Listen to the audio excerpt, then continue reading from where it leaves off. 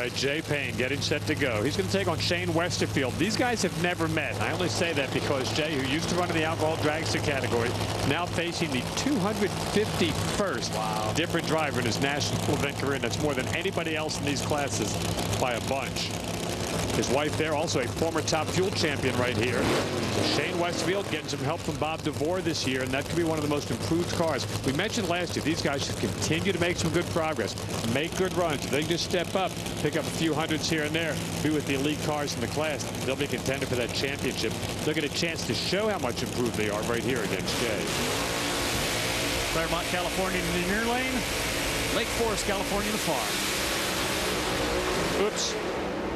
Wow, that was a bucking Bronco, but the Fire Ice car driven by Jay Payne takes the win with impressive numbers. 553, 260 miles an hour. Imagine what that could have been if it wouldn't have been driving up and over the hills. I'll tell you, that might be the ugliest 553 run I've ever seen in my life. Shakes the tires off the starting line, then porpoises up and down the racetrack. I'm expecting a 65 or something to come up on the board. 553. That means that Jay has got an awful lot of horsepower. Still ran 261. Shane's car, yeah, you come out there and you shake the tires like that. We've seen that. Brian Houck did it over there in that lane. Had some problems. Shane just not able to recover. You saw how quickly he was off the throttle with those blades on the supercharger there closing.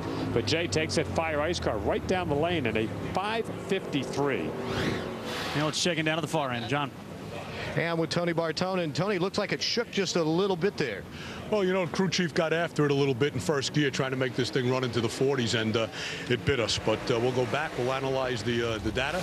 Had to pedal it, a little bit of a wild ride, moving around quite a bit. But we got the win light. We'll go back, analyze the info, and tune her up for the semifinals.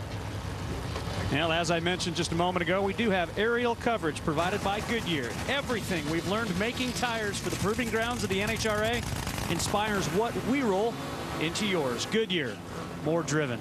I love seeing that thing up there, too. It is so cool. Yes, it is.